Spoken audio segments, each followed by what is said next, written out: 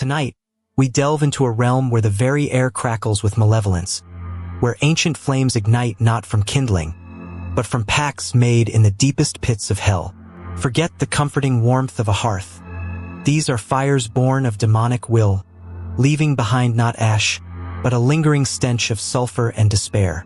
We speak of the burned ones, entities not merely touched by fire, but intrinsically bound to it, their very essence a scorching manifestation of evil. Their stories are etched in the charred remains of homes, in the seared flesh of the innocent, and in the cursed objects that become conduits for their fiery wrath.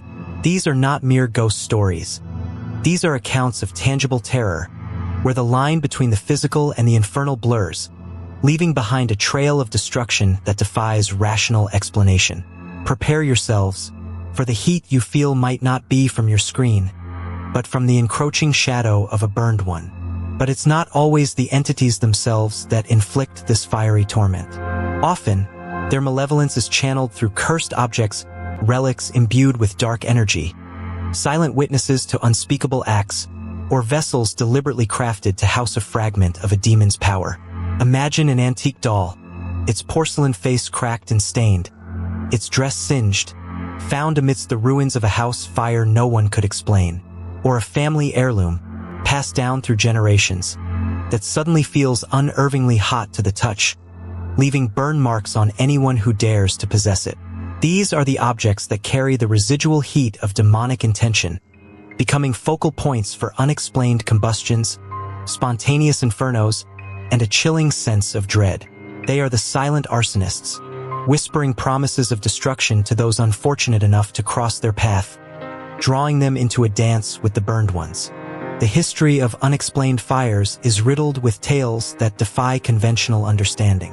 From the devastating inferno of the London Great Fire of 1666, often attributed to a baker's oven but whispered by some to have a more sinister origin, to modern-day cases of spontaneous human combustion that leave behind only a greasy residue and a few charred bones, humanity has always grappled with the terrifying possibility of fires not born of accident. But what if these weren't accidents at all? What if some of these blazes, especially those that seem to erupt from nowhere, consuming everything in their path with impossible speed and ferocity, are not the work of faulty wiring or human error, but the signature of something far more ancient and malevolent? The burned ones leave behind a calling card of destruction, an undeniable proof of their presence that often leaves investigators scratching their heads and victims traumatized beyond repair. These demonic fires possess unique signatures, often distinguishable from ordinary blazes. They might burn with an unnatural intensity, consuming materials that typically resist combustion, or leaving behind peculiar residue that forensic teams cannot identify. There are accounts of flames that don't obey the laws of physics, burning downwards or across water, or manifesting in specific, isolated spots within a room, as if targeting a particular item or individual. Witnesses describe an unbearable heat, even from a distance, and a suffocating stench of sulfur or ozone that lingers long after the fire has been extinguished. Sometimes, strange symbols are found etched in the soot, or objects are inexplicably spared from the flames, while everything around them turns to ash. These aren't random occurrences.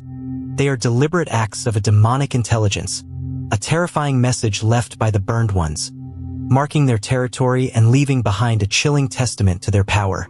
The manifestations of the burned ones aren't always grand, destructive infernos. Sometimes, their presence is heralded by subtle, yet equally terrifying, fiery phenomena. A candle flame that suddenly leaps to an impossible height, casting dancing, ominous shadows. Electrical appliances that spark and smolder without cause. Small, unexplained scorch marks appearing on clothing, furniture, or even skin. Objects becoming intensely hot to the touch, far beyond any logical explanation, leaving painful burns on those who handle them. These smaller, more insidious incidents are often precursors, a prelude to a greater, more devastating display of power. They serve as a warning, a chilling reminder that you are not alone, that an unseen force is at play, testing the boundaries of your reality. And in these moments, when the ordinary becomes extraordinary, and the familiar turns frightening, you begin to understand the true terror of the burned ones. At the heart of these phenomena lies a profound, infernal energy. It's an energy that can warp reality, distort perception, and inflict physical harm without a tangible source. It's not just about fire. It's about the malevolent intent behind it, the demonic will that fuels the flames. This energy can attach itself to places, leaving behind a persistent aura of dread and an unnatural warmth that permeates the very walls. It can cling to individuals, making them feel an internal heat, a burning from within that no amount of cooling can alleviate, a constant reminder of the darkness that has touched them. This is the energy that empowers cursed objects, turning mundane items into instruments of terror. It is a living, breathing force, a fragment of the abyss itself, seeking to manifest, to destroy, and to remind humanity of the ancient evils that lie just beyond the veil of our understanding, always ready to ignite. The stories we will uncover tonight are not for the faint of heart. They are tales of homes reduced to ash, families shattered by inexplicable tragedy, and individuals marked by encounters with forces beyond their comprehension. These are the seeds of fear, planted by the burned ones, growing into a pervasive dread that permeates every aspect of existence for those who have witnessed their wrath. The terror isn't just in the flames. It's in the realization that something ancient, something evil, has singled you out, that the laws of nature can be twisted and broken by a demonic will. It's the chilling knowledge that some fires aren't accidents, but deliberate acts of spiritual arson, leaving behind a legacy of trauma and a lingering question. Who or what truly controls the fire? Tonight, we begin to answer that question, as we explore the very real and horrifying stories of demonic fire and cursed objects. We've all heard the legends of pacts with the devil, of souls traded for power. But what if those ancient agreements left a tangible, fiery legacy? What if the echoes of those dark bargains still manifest today, not as whispers in the night, but as scorching realities? The burned ones are not mere metaphors. They are entities, or the residual energy of entities, that embody the destructive power of infernal realms. They are the architects of fires that defy explanation, the possessors of objects that become conduits for their malice. As we embark on this terrifying journey, keep an open mind, but also a cautious one. For the stories you are about to hear are not just narratives. They are warnings. Warnings of a world where fire is not always a force of nature, but sometimes a weapon wielded by something ancient, something cursed, something utterly, terrifyingly demonic. Let the unveiling of these truths begin. Welcome back, if you dare, as we delve deeper into the terrifying realm of the burned ones. We're venturing into the heart of the Inferno, where the line between natural disaster and supernatural malevolence blurs into a terrifying, smoldering haze. Tonight, we ignite the first 3 chilling true horror stories, tales of individuals and families tormented not by conventional flames, but by mysterious, self-igniting fires and objects that seem to possess a malevolent, burning intent of their own. Prepare yourselves, for these aren't just stories of houses burning down. They are accounts of lives set ablaze by forces unknown, leaving behind only ash, fear, and a lingering, acrid stench of something ancient and evil. The first flicker of terror begins now, as we transport ourselves to a quiet, unassuming town where the impossible became a horrifying reality. Our first tale takes us to the summer of 1972, to the home of the Blackwell family in rural Maine. It started subtly, a strange heat radiating from an antique silver locket Mrs. Blackwell had inherited from her great-grandmother. At first, she dismissed it as her own imagination, a trick of the light. But soon, the locket wasn't just warm. It was searing to the touch, leaving faint red marks on her skin. She'd place it on her bedside table at night, only to wake to the smell of smoke and find small, charred circles on the polished wood beneath where the locket rested. The heat was internal, unexplainable, and terrifyingly persistent. No matter where she put it, the locket seemed to generate its own inferno, a miniature, portable source of inexplicable heat that threatened to consume anything it touched. This wasn't just an old trinket. It was a conduit for something far more sinister. The locket's malevolence escalated. One evening, Mr. Blackwell, a man of logic and science, decided to test it. He placed the locket on a fire-resistant ceramic tile, thinking he could disprove his wife's growing paranoia. Within minutes, the tile began to crack, and smoke curled from beneath the locket. The heat emanating from it was intense, radiating outwards, causing the very air around it to shimmer. But what happened next transcended all logical explanation. Without warning, a small, controlled flame erupted from the locket itself, licking upwards for a few seconds before vanishing as quickly as it appeared, leaving no discernible damage to the locket, but a deep, scorch mark on the ceramic. It was as if the locket was a focal point for an unseen pyre, a gateway for an entity that could manifest fire at will. The Blackwells were gripped by fear. They wrapped the locket in multiple layers of fireproof material, burying it deep in their garden. They thought they were safe. They were wrong. The fires began to appear spontaneously in other parts of the house. A chair cushion would smolder from within, a curtain would suddenly ignite at the bottom, or a patch of carpet would develop a perfect, circular burn mark. There was no accelerant, no faulty wiring, no explanation. It was as if the malicious intent that had imbued the locket had now permeated their entire home, leaving whispers of ash and the acrid smell of burning in its wake.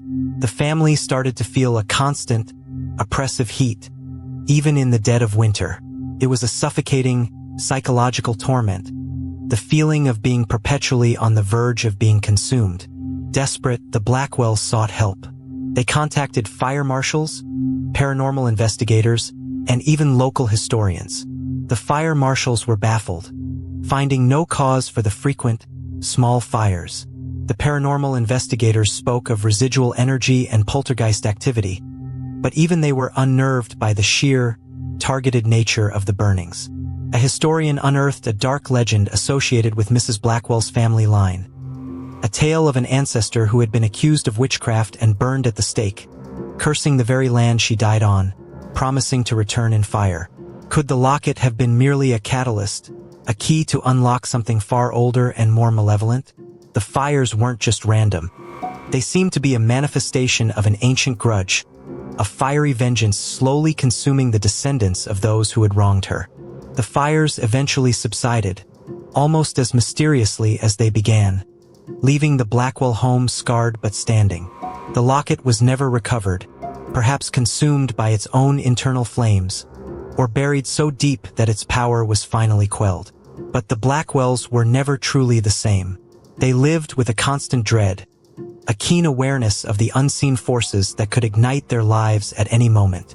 The story of the Molten Hand locket became a whispered family legend, a cautionary tale of inherited curses and objects imbued with dark power.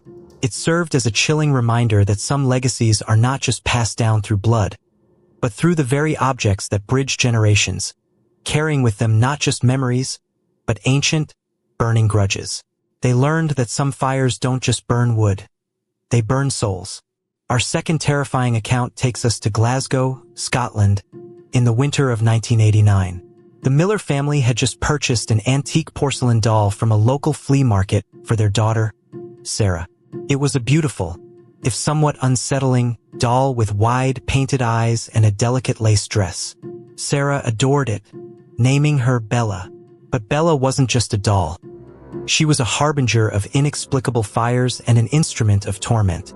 Within days of bringing Bella home, strange things began to happen. Small, unexplainable scorch marks appeared on Sarah's clothes, always in her pockets or on the sleeves, as if something had been smoldering within them. The family initially dismissed it as Sarah's carelessness, perhaps playing with matches, despite her young age and strict warnings. The incidents escalated. One evening, Mrs. Miller walked into Sarah's room to find a small, smoldering ember on Sarah's pillow, dangerously close to her daughter's sleeping head. Bella, the doll, lay beside Sarah, her vacant eyes seemingly fixed on the smoldering spot. There was no source, no explanation. The ember simply appeared.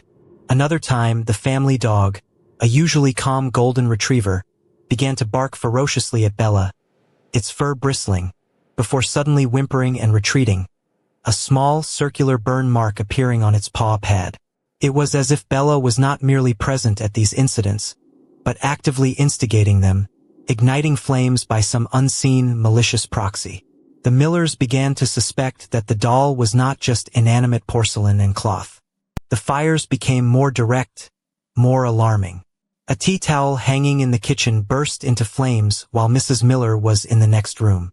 A book on Sarah's shelf, one she had been reading just moments before, spontaneously combusted, leaving a pile of ash and a lingering smell of sulfur. Each time, Bella the doll was found nearby, sometimes even positioned to face the burning object, as if observing her handiwork. The Millers tried to get rid of Bella. They attempted to throw her away, but she would mysteriously reappear in Sarah's room, sometimes even placed carefully back on her bed. They locked her in a cupboard, only to hear faint, unsettling scratching sounds from within, followed by the smell of smoke.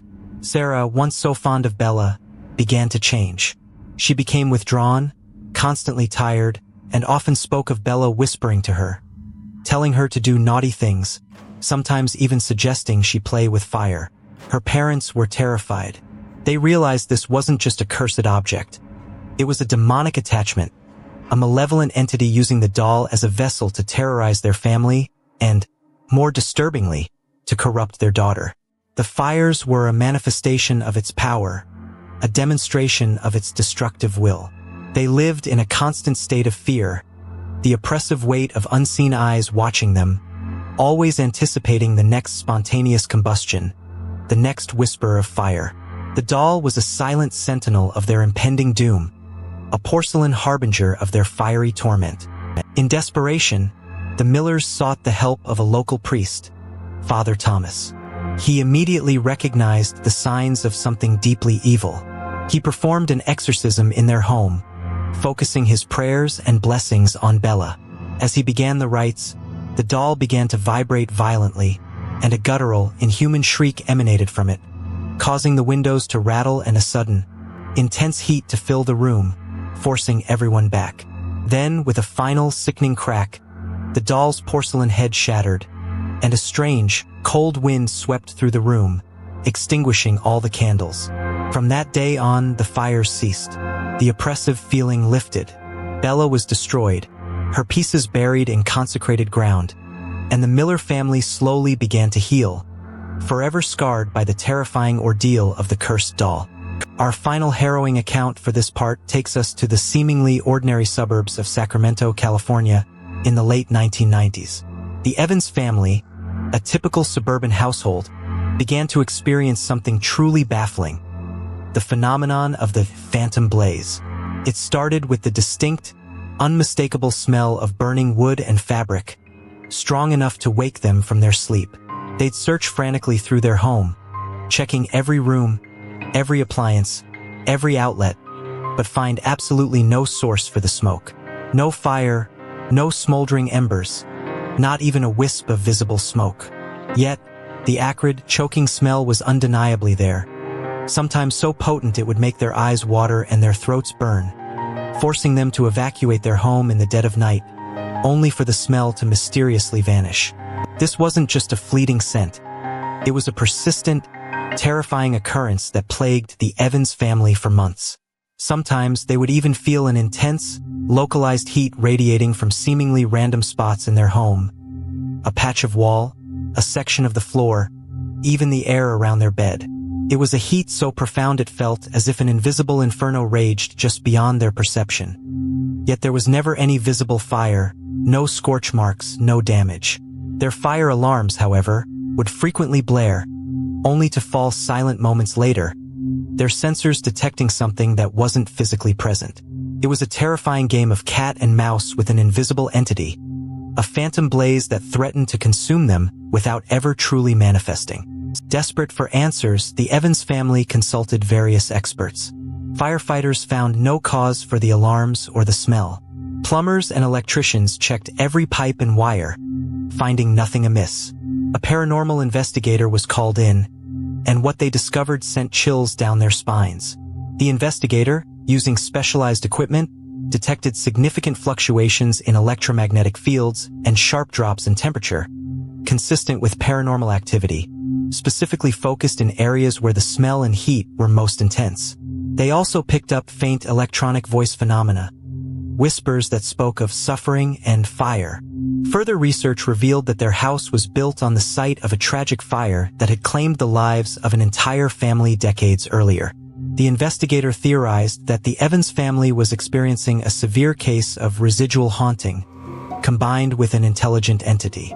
The phantom blaze was not just a memory, but a reenactment, an imprint of the past fire playing out repeatedly, exacerbated by the presence of a conscious entity, perhaps one of the victims, trapped in a loop of suffering. The fires they smelled and the heat they felt were echoes of a horrific tragedy, imprinted onto the very fabric of their home. It was a terrifying thought. Their home was not just built on a fire, but still actively burning, fueled by the tormented spirits of those who died in the blaze. They were living within a perpetual loop of a fiery, agonizing death, forced to experience the echoes of the Inferno. The Evans family eventually moved out, unable to endure the constant psychological torment of the phantom blaze. The house remained empty for years, gaining a reputation among locals as being cursed by fire. They left behind not just a house, but a terrifying experience that forever altered their perception of reality. The phantom blaze stands as a chilling testament to the power of residual energy and the possibility that the past can literally burn its way into the present. These aren't just stories of fire.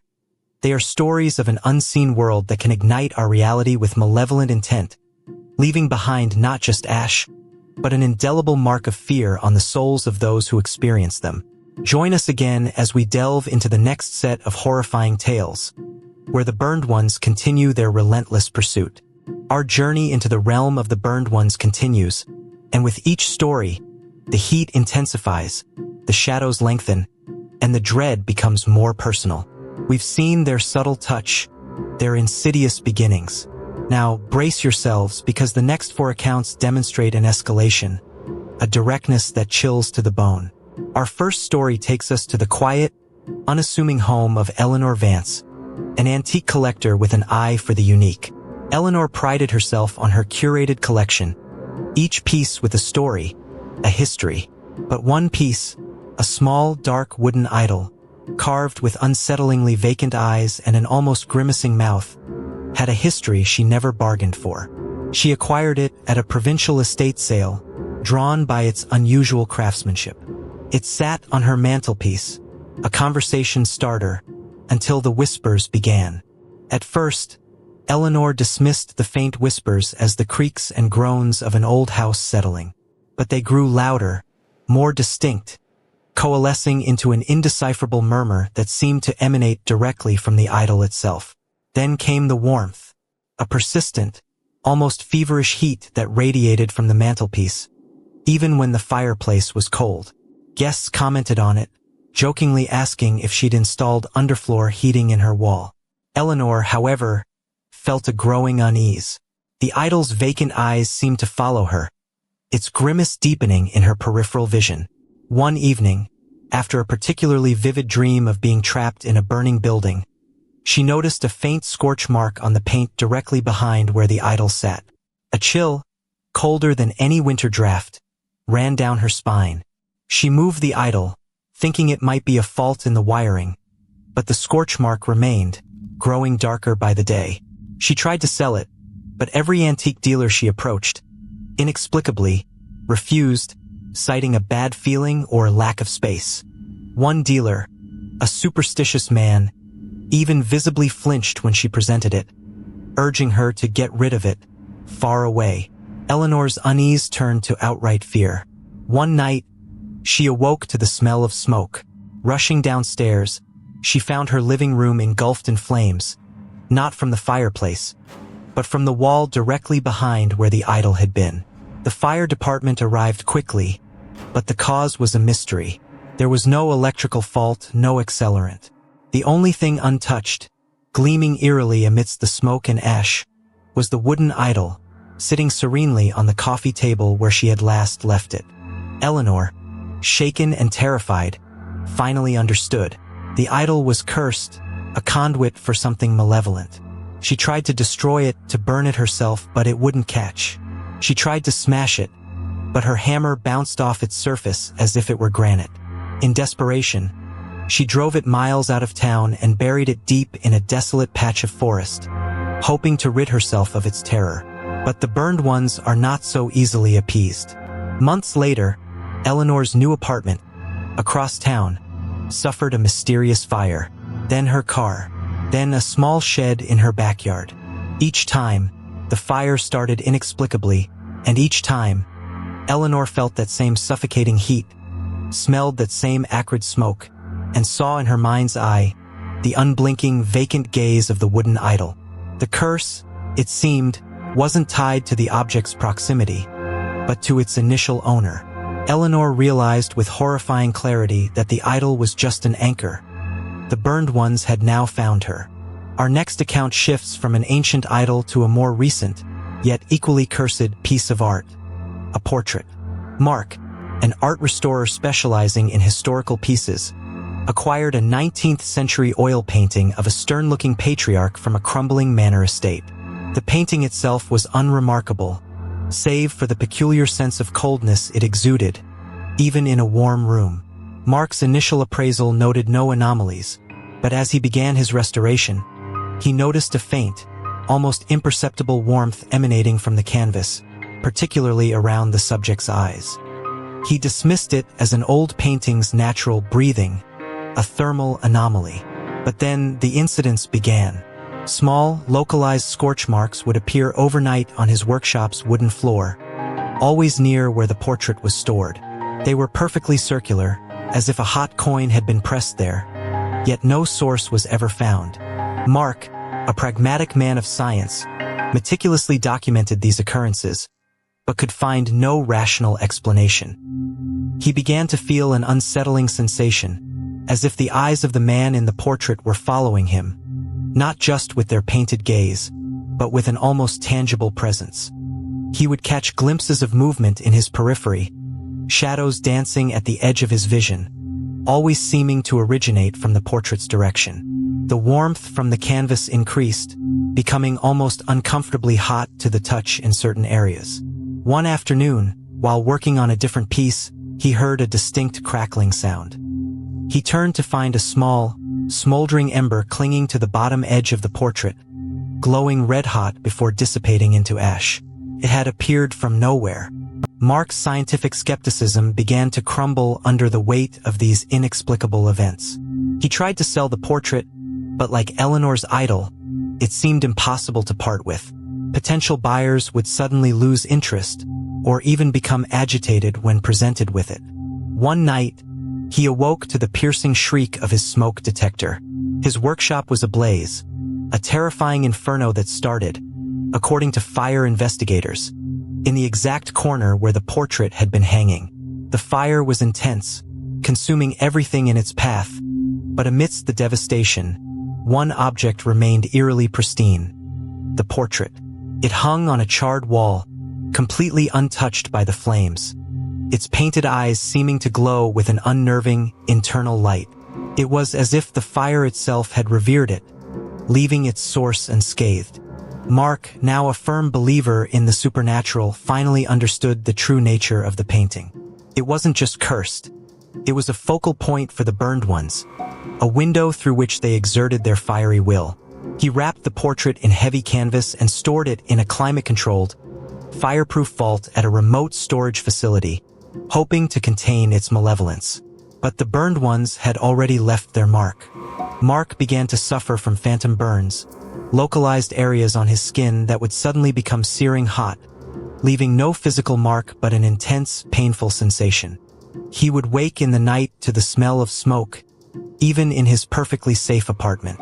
The eyes of the painted patriarch haunted his dreams, its stern gaze replaced by a terrifying, burning intensity. The burned ones, through the portrait, had found a way to reach him directly, to infuse him with their infernal presence, making him a living, breathing testament to their destructive power. From ancient idols and ominous portraits, we now turn to a more innocent object, twisted into a tool of dread: a child's rocking horse. This is the story of Sarah and her son, Liam, a bright, imaginative 5-year-old.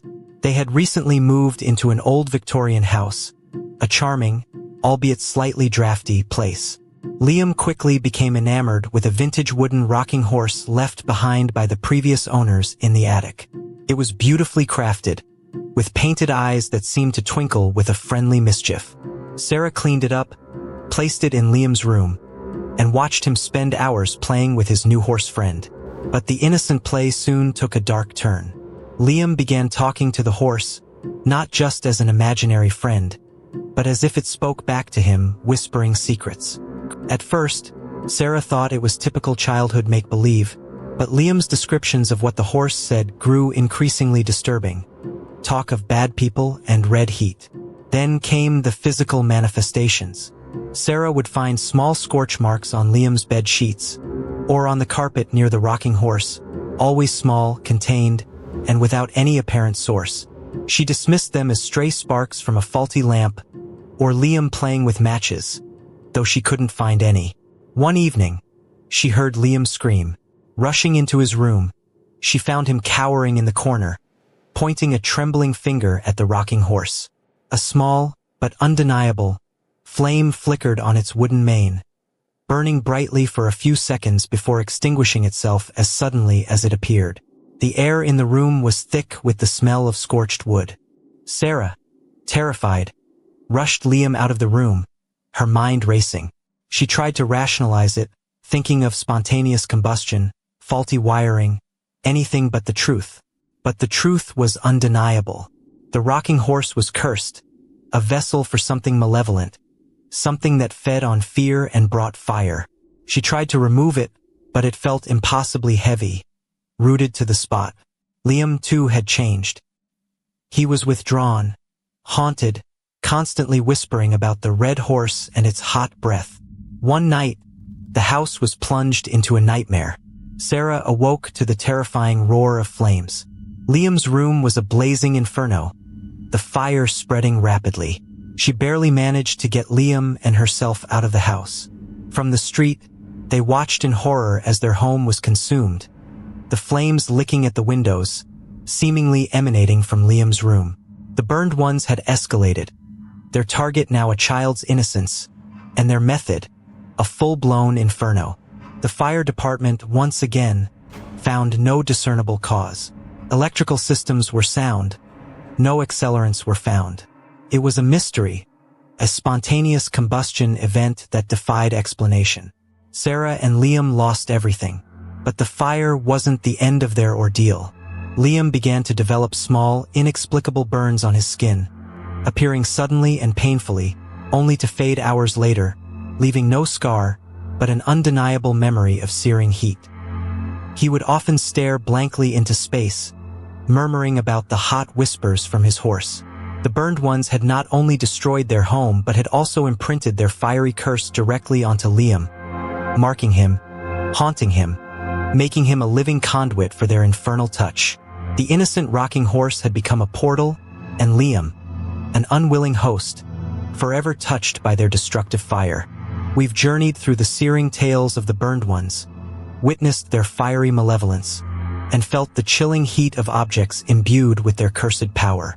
Now, as the embers of these stories cool, a crucial, terrifying question remains. How do we fight back? How do we survive an encounter with a demonic fire that seeks not just to consume, but to claim the very essence of our souls? The answer, like the entities themselves, is complex and rarely straightforward. Unlike a house fire, a demonic conflagration cannot be extinguished with water or fire retardants. Its fuel is spiritual, its intent malevolent. The first line of defense, often overlooked, lies not in physical countermeasures, but in the spiritual fortitude of the individual. A strong will, a clear conscience, and an unwavering belief system can act as a shield, however fragile, against the initial probes of these fiery entities. But what if the flames have already taken hold? Throughout history, various cultures have developed spiritual fortifications against such infernal threats. Religious artifacts, consecrated ground, and sacred rituals are often cited as potential deterrents. Holy water, blessed salt, crucifixes, and other symbols of faith are not mere superstitions. For those who believe, They are imbued with a spiritual energy that can repel or at least hinder demonic entities. The power, however, lies not in the object itself, but in the faith of the wielder and the sanctity with which the object was created or blessed. A mere trinket offers no protection. A deeply cherished, consecrated item, however, can create a momentary barrier. Think of the stories we've heard, where a sudden prayer or a desperate grasp for a blessed item offered a fleeting reprieve, a gasp of air before the Inferno threatened to consume all. Beyond personal faith, there are more elaborate ancient methods. Exorcisms, banishment rituals, and cleansing ceremonies have been practiced for millennia, aimed at expelling malevolent entities. These are not undertakings for the faint of heart or the untrained. They often require specific incantations, sacred texts, and precise movements, performed by individuals with extensive knowledge of spiritual warfare. Missteps can have catastrophic consequences, potentially amplifying the entity's power or inviting it further into our realm. The goal of these rituals isn't to put out a fire in the traditional sense, but to sever the spiritual connection the demon has to our world, or to the cursed object. It's an attempt to unravel the very fabric of their influence, to force them back into the abyss from whence they came, though success is never guaranteed against something as ancient and powerful as the burned ones. Another powerful, albeit often overlooked, weapon in our arsenal is the act of renunciation. Sometimes the cursed object itself holds the key. If an item is the source of the demonic fire, its deliberate destruction, or, more effectively, its spiritual renunciation, can sometimes break the entity's hold. This isn't about throwing an object into a bonfire that might simply feed the demon. It's about disavowing its power, rejecting its influence, and symbolically breaking any connection through a focused act of will and, perhaps, a specific ritual. Imagine the terror of having to confront the very object that has brought so much suffering, and with a steadfast heart, declaring its power over you null and void. It requires immense bravery and an understanding that you are directly challenging a force that thrives on fear and dominion. It's a psychological and spiritual battle as much as a physical one. For objects that cannot be destroyed or fully cleansed, isolation and containment become paramount. This is where the stories of cursed artifacts locked away in secret vaults or consecrated chambers come from. The idea is to deny the entity access to potential victims and to prevent its influence from spreading. These aren't just physical barriers. They often involve spiritual wards, blessings, and constant vigilance. The objects are placed in environments that are antithetical to their demonic nature, surrounded by symbols of light, purity, and spiritual strength. Think of the renowned paranormal investigators who dedicate their lives to not just understanding, but also containing these objects, knowing that their release could unleash untold horrors. It's a perpetual battle, a silent guardianship against the creeping shadows of the burned ones and their destructive legacy. A grim duty for those who know the true cost of failure. But what if all else fails? What if the demonic fire is too strong, the object too deeply cursed, or the entity too entrenched? Sometimes the only viable option for survival is flight. To abandon the location, to leave the cursed object behind, and to sever all ties with the source of the malevolence. This is not surrender. It is a strategic retreat, an acknowledgement that some battles are unwinnable, or at least not without incurring an unacceptable cost. The danger, however, is that the burned ones are tenacious. Their influence can sometimes follow, a scorching spiritual footprint that lingers, a phantom heat that reminds you of their power. You might escape the immediate flames, but the psychological scars, the haunting memories, and the knowledge of what you faced can burn just as deeply, leaving an indelible mark on your soul. The true horror of the burned ones isn't just the physical destruction they wreak, but the unseen scars they leave behind. The survivors carry not just the memory of fire, but the chilling realization that there are forces in this world that defy our understanding. Forces that operate on a spiritual plane, fueled by malevolence and ancient curses. The lingering power of these cursed objects, even when contained, is a constant reminder of that terrifying truth. They are not merely inanimate objects. They are anchors for entities that exist just beyond our perception, waiting, always waiting, for an opportunity to reignite their infernal passions. The stories we've shared tonight are not just tales of horror. They are cautionary warnings, whispered across generations, of a hidden world of fire, shadow, and an enduring evil that can burn through the very fabric of reality. And so, as we extinguish the digital flame on these terrifying narratives, a final, haunting thought lingers. What if the seemingly innocent antique you inherited, the forgotten trinket found in a dusty attic, or the curious relic unearthed from an old site, carries within it the dormant spark of a demonic fire? What if one of these cursed objects, touched by the ancient malevolence of the burned ones, lies waiting patiently, silently, for the right moment, the right touch, the right unwitting soul, to ignite its infernal power once more? The true horror is not just in witnessing the flames, but in the chilling uncertainty that they could be anywhere, waiting to consume us all. Sleep tight, and may your dreams be free from the scorching touch of the burned ones. Good night and stay vigilant.